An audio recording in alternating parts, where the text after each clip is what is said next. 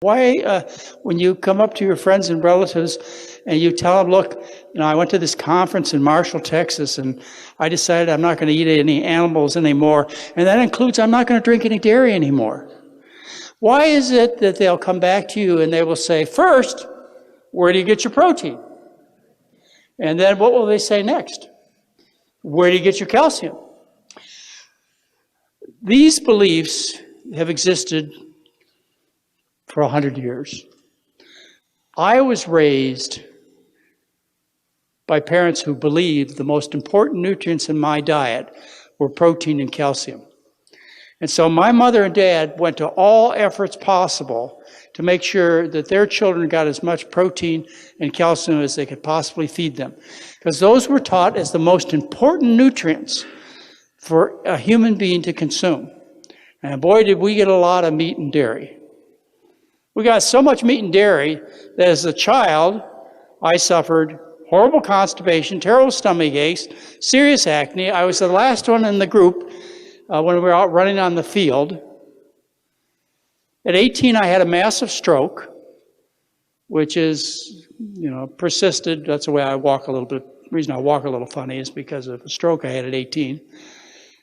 Resulted in me weighing 228 pounds.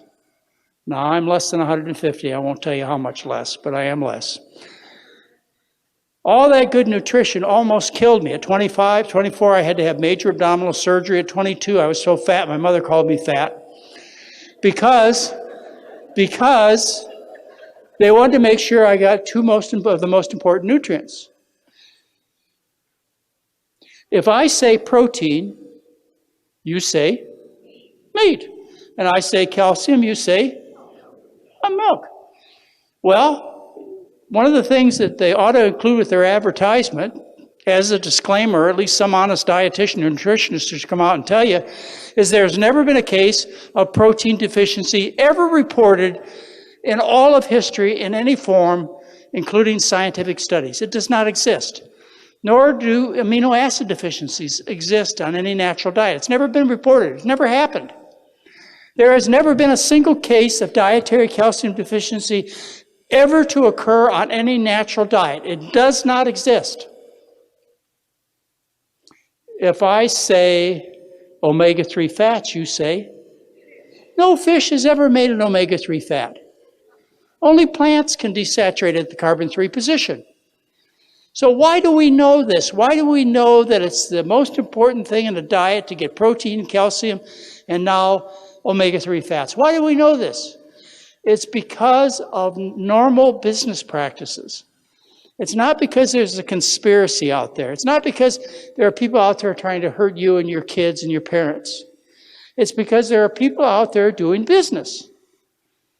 And one of the primary principles of marketing in business is called unique positioning.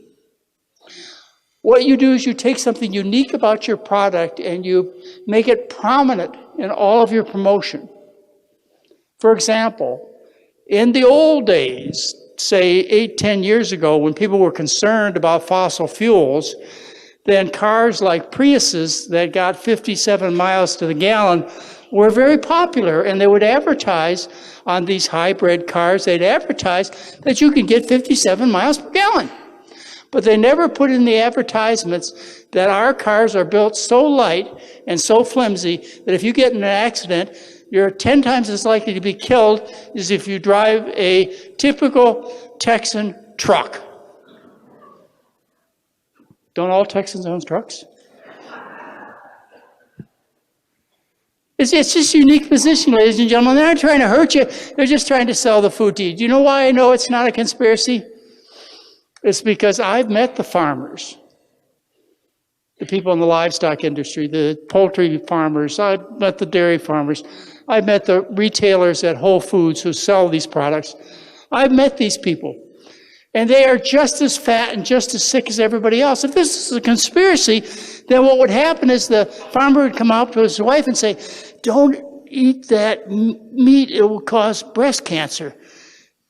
Well, just don't tell anybody, we'll give it to the customers. or